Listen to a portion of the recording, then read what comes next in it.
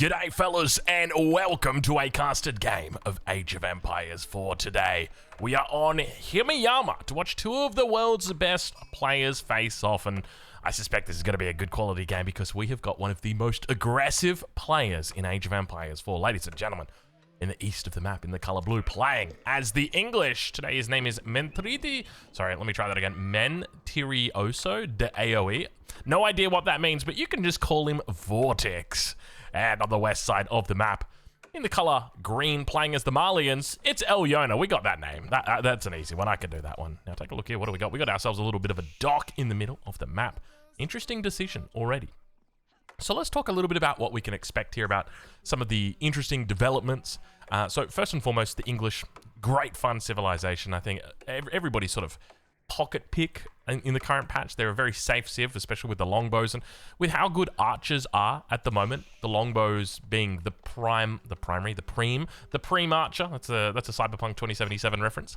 Then naturally they're just going to sort of rise to the top. But when it comes to dealing with that, you do have on the side of the Malians the javelin thrower. So I think the big question is going to be about Castle Age and about the timings that these players look for Castle Age. One of the things that you will often see out of the English, at least this was, back when I was playing in this matchup quite a bit, is that you would see the English players prioritize getting up to Castle Age a little bit sooner than they normally would, just because javelin throwers are difficult to deal with, and it's nice having access to units like the Knight that are going to be able to be a little bit easier to help you deal with that situation. So far for Ayyubids though, we just see 1, 2, 3, 4 houses and a mining camp. Really curious to see the mining camp come down this early. But at the same time, it's one of those things where he's still going to get use out of this for the rest of the game.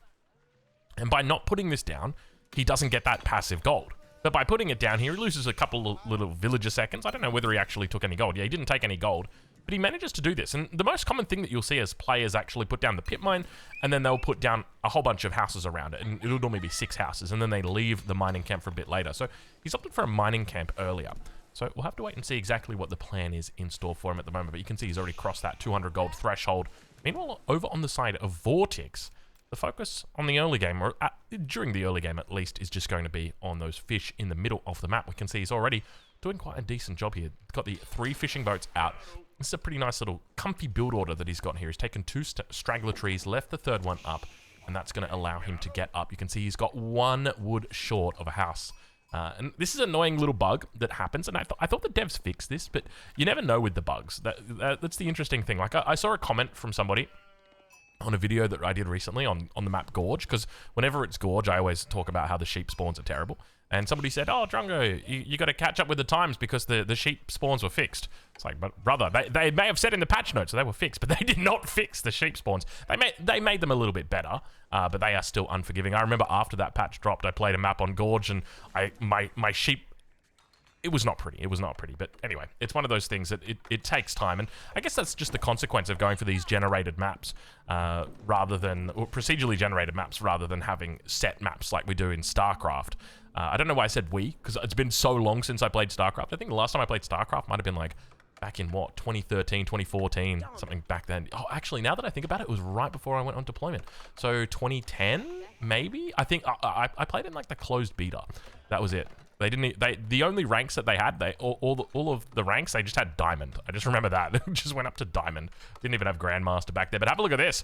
Abbey of Kings are going to be coming up now for our Vortex. And one interesting thing is that we see these vills here on stone. He's going to be putting down the mining camps. So going to be going into a 2TC play. Now, I think the big question for me is how many units does he look to make here in the Castle Age, or in the Feudal Age, before he hits the Castle Age? Because naturally with the Abbey of Kings, you're going to be forcing your opponent to, at the very least, make a Rax. Or maybe make a stable to respond to this. I think a stable is actually a nice neutral opening that kind of guarantees no matter what landmark your enemy goes, you're going to be able to deal with it, right? Because if your enemy goes in for an Abbey of Kings opening, then you can chase away the king. If the enemy goes for a council hall, then you can obviously kill the longbows. And of course, you're going to be able to put pressure on. So naturally, we do see the stable coming out from Ayyubids. So I think that's some pretty smart moves there. Naturally, you might be thinking, okay, well, it makes more sense to go into the Rax because the Rax is going to be able to counter the cavalry unit that will inevitably come from the Abbey. But I think you get the same thing done with the stable. So pretty smart moves here. I think the big question is going to be about whether we see the town center actually completed before the first Sofa Warrior comes out. Oh, it's going to be warrior scouts. It's going to be warrior scouts. Painful warrior scouts. Well, let me write on board here as those warrior scouts now start to come through. We can see he's already got them rallied over towards the stone vein. And here we are talking about whether the town center is going to get up in time. I'm more wondering about whether the town center is going to get up at all. Have a look at this. First Ville back towards the main town center. Second Ville slowly walking itself back here as well. Warrior scout number 1 has come out. Warrior scout number 2 is making its way, and have a look what we've got here. Professional scouts. It's taken over the meta, ladies and gentlemen. We've seen it time and time again, but it looks like that second town center is going to come up. Now, I suspect it's going to be on the gold vein. He's got a nice little spot right here. Probably don't even need to delete the mining camp. I think you can just go boop, boop, boop, boop. Yep, there we go. Perfect. Nice little spot. The alternative is that you try for the other side, but you can't do it. Not with warrior scouts around. They're just way too quick, way too much damage. And look, you can try and pull more vills to try and get the town center up a bit faster, but this is going to achieve the same thing. The biggest risk that you've got right now is that the enemy sees this and looks to bring an outpost up. This would be a really smart move from Elyona's part, because he's already got scouts, and one of the things that you can do with scouts, obviously he's got professional scouts, so he wants to try and bring in as much deer as he can, but you can actually just park a scout in that outpost until the outpost has got the arrow slits in, and then that's going to be able to protect it. You can always bring more scouts up as well to try and defend that outpost until the fortifications come through, but it doesn't look like we're going to be seeing that as the Rax comes down for Elyona. So he's going to be looking to go into a little bit more units. Obviously just the single scout out for Vortex for the moment, double TC. And now with 10 vills on gold, you and I both know exactly where he's going with this. It's going to be your standard English opening, ladies and gentlemen, the 2 TC into the fast castle. This is a bit of a classic, and this has been a classic for the English for many years. And part of the reason why this is so damn good for the English is because they are such a good defensive civilization. They've got so many things that are going on for them, and I'm just going to go over a couple of them. First and foremost, they get an extra arrow on the main TC. So it means that if units want to dive that town center, they're going to be copying extra damage. That's the first one. Second one, they've got that extra attack speed, so any units that do actually... Oh, we got ourselves a stable. Any units that do dive that town center are going to be attacked by units with extra attack speed. Third thing is your vills have got bows. I'm not talking about the headset. I'm talking about the ones that they carry on their backs and bring to their front when they see an enemy. So already you've got 3 big reasons why you really don't want to dive it. Fourth one is like just normally the longbows together with the council hall. They're like your reasons 4 and 5, but obviously we don't see that here. But the longbow is just an incredibly efficient defensive unit, very capable of just chilling out in the pocket. But have a look at this. We've got our food on the way back. For the moment, the king down to the south side, still sieging this down. We see the first Donzo is out now, going to be making its way towards the king. And looking, he's going to actually throw out the javelin here. This is a bit of a mistake because now he's warned the enemy exactly what he's going to do. But he's going to try and take out the Donzo here. I take it back. It wasn't a mistake because we see Vortex is just saying, hey, I don't even care. But manages to get the skewer right there. That's quite a bit of a stun. But the king will be able to run away. And keep in mind, he does have the ability to heal up nearby troops. But this should be able to defend this position on the south for the moment. Really wants to avoid losing that out.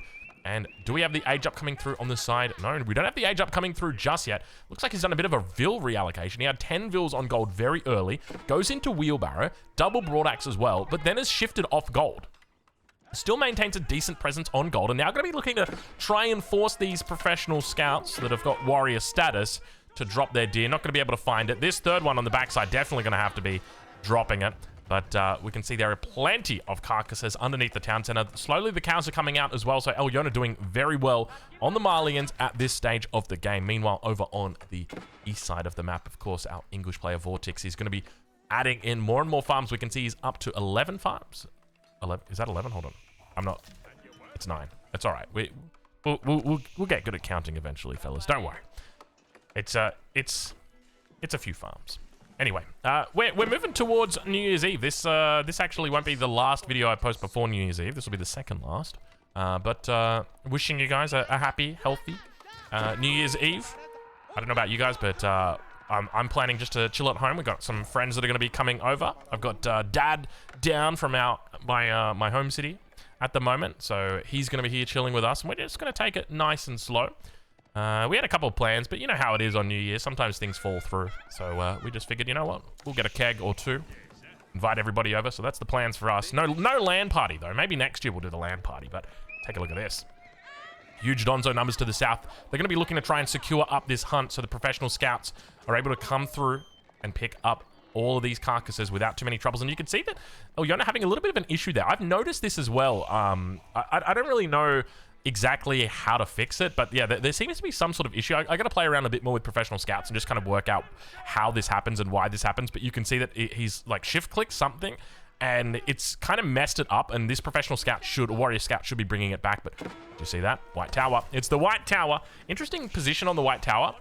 Normally, you'd look for it between the two TCs, but in this game, obviously, you don't really have space in between the two TCs, and of course, your opponent's not really that aggressive this game. It's more about them just looking to try and collect the food that's out on the map, and I'm kind of curious to see how Vortex looks to play this. Now, I think that the enemy going professional scouts here is not really going to affect it. In fact, his playstyle.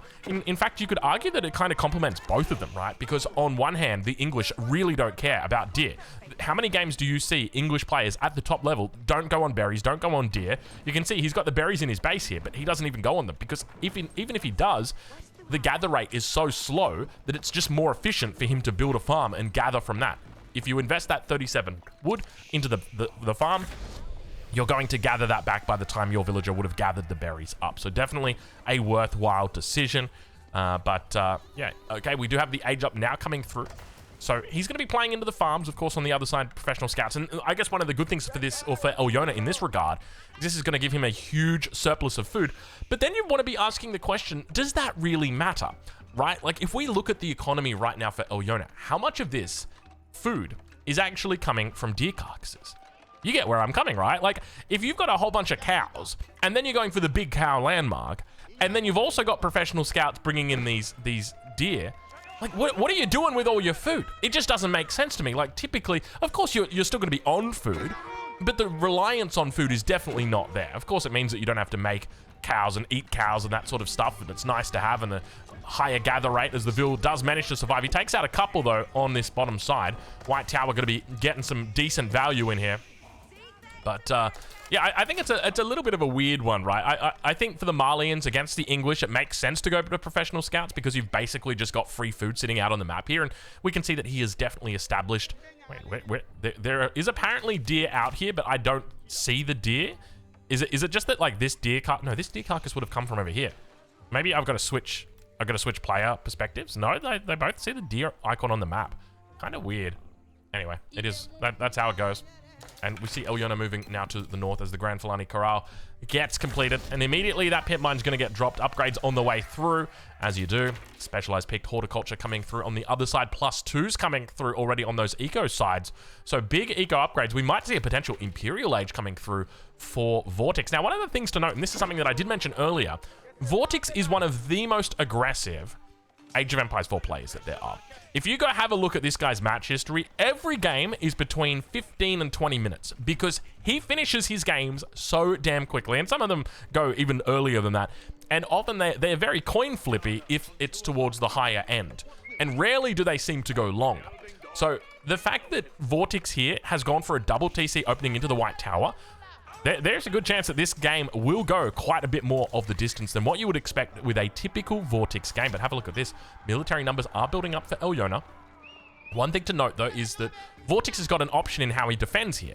He can look to defend with his White Tower, which is a simple defense, or he can look to go Imperial Age, you know, throw down the Berkshire. Where do you throw down the Berkshire? Right here on this gold. That way you've got your gold protected on the back, gold protected on the front, kind of leapfrogs you up to this gold vein as well, and of course keeps you alive. But that's going to be a risky thing to do with all these enemy troops. You'd be able to rush it up, but you can see he's got fair, decent resources here, but I think he's going to be looking at making a couple more units before he goes Imperial Age at this stage. Imperial, of course, for the English, very important, mainly because of our enclosures technology, just simply because it gives us that free gold, generates that, what is it, 1 gold every 6 seconds, I think. Yeah, very nice to have.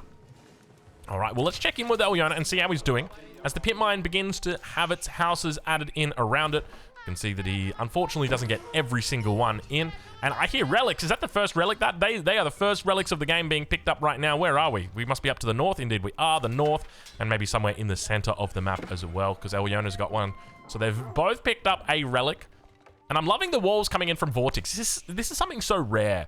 You know, there are players that very rarely wall, and Vortex is one of them, but I love the fact that he's walling here, and I think this really leads credit to Vortex as a player, right? The fact that he is able to adapt from that playstyle of aggressive, that playstyle of I will take you out before the 20-minute mark, guaranteed, and say, you know what, I'm going to sit back, I'm going to play 2 TC, I'm going to play White Tower, which is arguably like the best way to play the English. And I'm going to get my walls up. And I think it's just such a smart move because it means that if raids do potentially make it past, you're going to have time to react to get units into position. And we can see right now towards this top side that there may be a potential attack towards his topside base. The relic will get through just in time. Hey, I'll take that one as long as it's on my side of the wall. And now beginning to move forward. A lot of veteran units here out for Ayyubids as he puts on the pressure. Needs to wait for these crossbows to arrive. He's got time, and that's the difference between having these walls and not having these walls. If you don't have these walls, he runs straight in, start to hit all these vills, clean them up. But now you've got time for your crossbows to arrive. You can see the importance of having these walls up right here.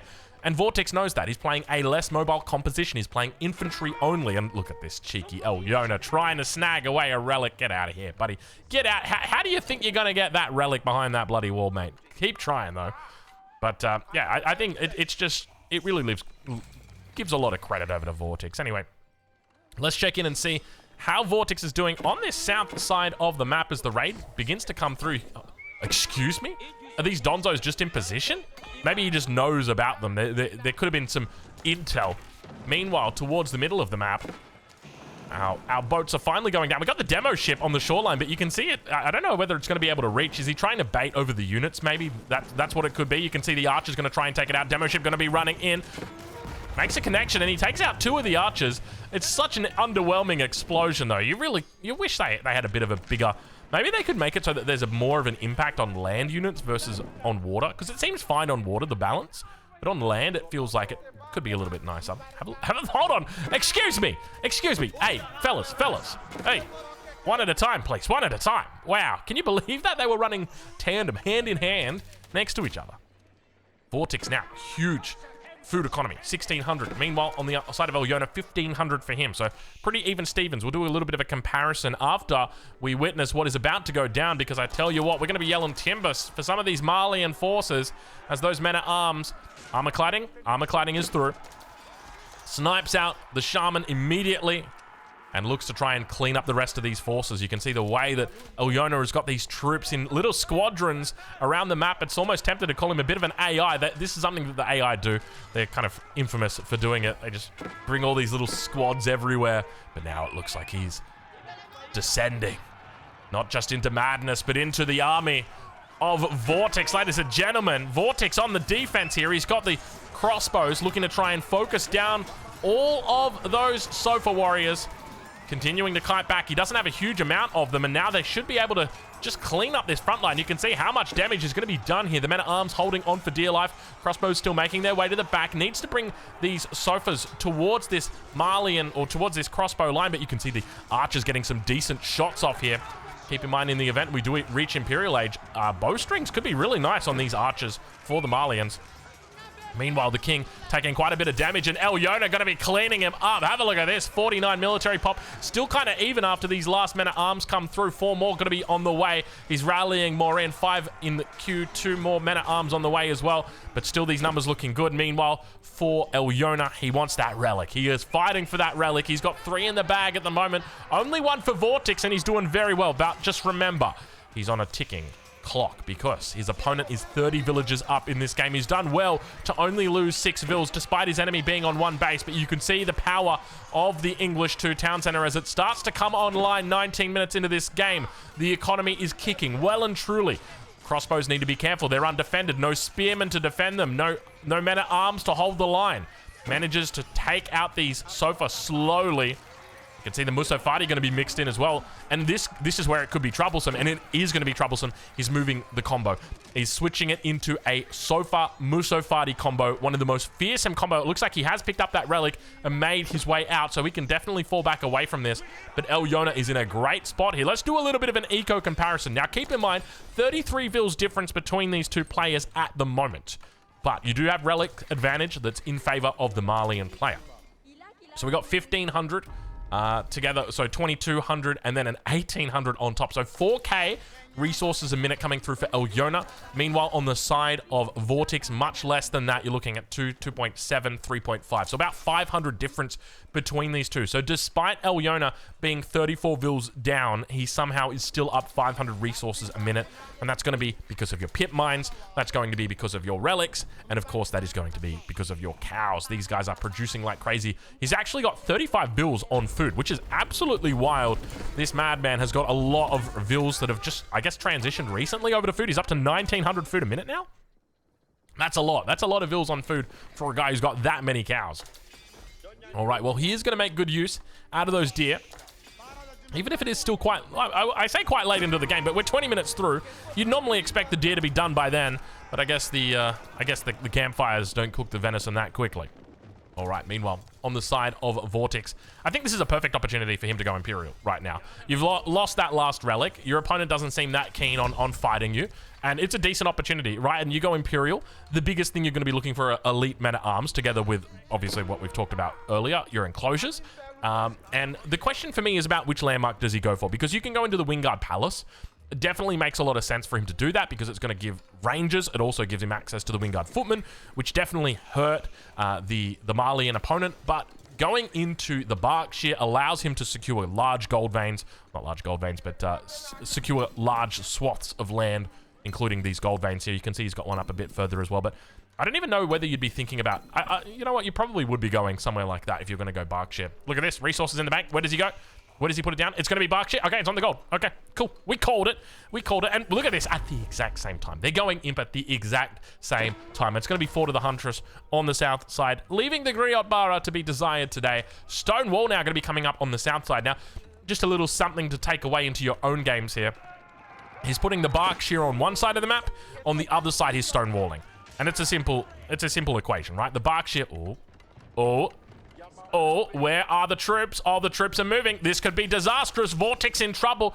The Sofa Warriors didn't see. The Sofa Warriors didn't see. Had the Sofa Warriors had slightly more line of sight, they would have seen, and that would have been an absolutely different outcome for this game. It would have been disastrous because not only does he kill the Vils, he denies the age up. He delays the age up. He forces the cancel and says, go somewhere else. He then loses control of the gold. He loses control of the top side. But fortunately for him, I mean, there were a lot of Vils here. He probably would have got this up nonetheless. But we do see that age up now coming through for Elyona. Berkshire Palace about to arrive as well. Plenty of units on the south. Expect to see Elite Musofati probably going to be the first one he looks to go for with those upgrades. And indeed, it is going to be Elite Musofati. Enclosures now coming through for Vortex underneath the town center. Crossbows, men at arms, easily able to defend. He's lost 13 Vils so far, but still up 109 to 74 for the moment.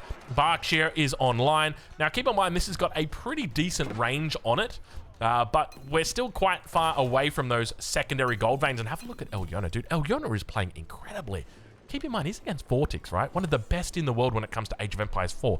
And yet, he is not just holding his own. He is well and truly sending this one home. At the moment, he's down about 200 on score. But you guys know, when it comes to score, it's really not that important. Vortex is going to be looking to separate the middle of the map here. He's drawing up a little bit of a crucifix for Christmas here. Got to be careful with these outer walls, though. Vortex, you don't want to do too many more of those. We're gonna end up with a hate symbol. But for the moment, though, the Musofati numbers are beginning to build. You know what I'm gonna do? I'm gonna take a quick swig. We're at 23 minutes into this game. I don't think we're gonna have too much action after that keeper's been spotted, and the cannon emplacement's on the way through. Give me a second here. Oh, it's so good. It's not Red Bull. It's not Red Bull. It's alcoholic. We went with the cider again. My wife bought a case of cider, so, you know, we got to drink it. Elite men-at-arms are through. Elite crossbows have just come through as well. All the elite upgrades, except for the Sofa. Sofa Warrior yet to be upgraded. You can see they're coming through another 40 seconds. Ideally, you want to avoid fighting until that point, but if it means you're going to lose the keep, you definitely want to be putting it down. Mangonels could be in play as well. We can see when there's this many ranged units, Mangonel become very attractive. Beautiful control coming out from Vortex so far in this game. Outpost going to be pushed up. Network of citadels, not yet upgraded, just the castles for the moment. No boiling oil in, but this cannon emplacement should do decently. Both sacred sites now taken for Elyona, 24 minutes into the game. Looks to continue to focus down the keep. Hopefully boiling oil's coming through somewhere else. No, it's just the cannon emplacement. He's got Vils nearby. He can look to repair. 13 inside, I think, for the moment. But he's got how much stone? 765. More than enough to repair that bad boy up. Musafati towards that top side. You definitely can't commit with this many so far. Might have to think about going into an alternative route. Let's see exactly what he does. Hand Cannoneer is going to be coming out, or rather Musafati Gunners needs to pop these vills out, needs to repair this keep immediately. Boiling Oil now going to be clicked as well as the Sofa Warriors get caught out. Meanwhile, towards the front, the Musafati going to try and take it down. The keep's going to fall, but not, unfortunately, in time. The Men-at-Arms still able to take it out. Mangonel now coming out.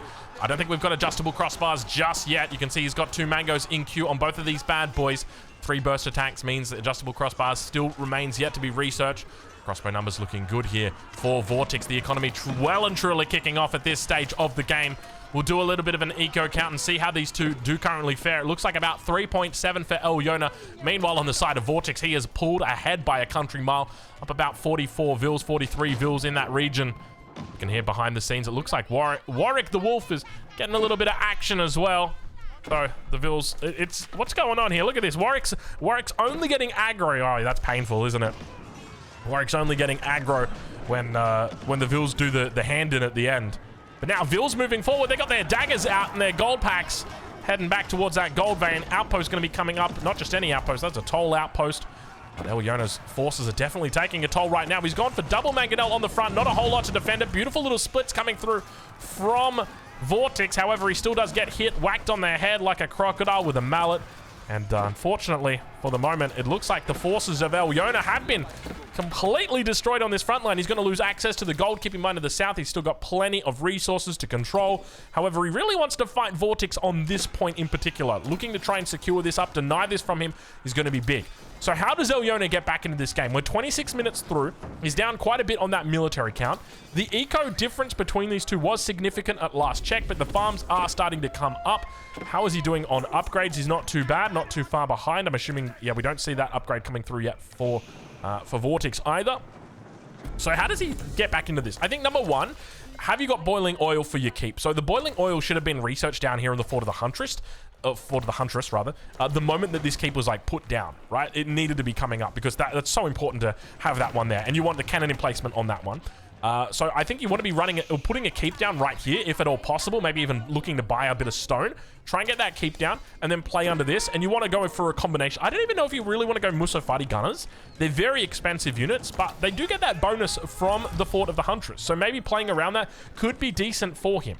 Meanwhile, we start to see those numbers building. He could look to add in more sofas here. Ideally, this is where you really want like you really want a horseman, but you just don't have access to it. He's going to try and stealth in. Let's see what we can spot on the side. You can see on the side of Vortex, he sees nothing, but all of a sudden, the Musafati going to pop out. There's not a whole lot of them. It wasn't that impressive. In my mind, it was a lot more impressive, but he could be in trouble now, Elyona. He's taking a fight when the numbers are not in his favor. If he loses this, he loses his mass, and if he loses his mass, he loses his game. And you can see right now the troops for him on the defense, only a handful of them. The longbows are now coming out as well. And that's going to be it, ladies and gentlemen. The game is over. Vortex victorious. And Elyona heading back to the drawing board. He played very well. But in the end, Vortex able to eke out a victory. Ladies and gentlemen, go check him out. I'll leave links in the description of where you can watch them both live over on Twitch. And of course, have a happy new year. But of course, we'll upload one more before you go.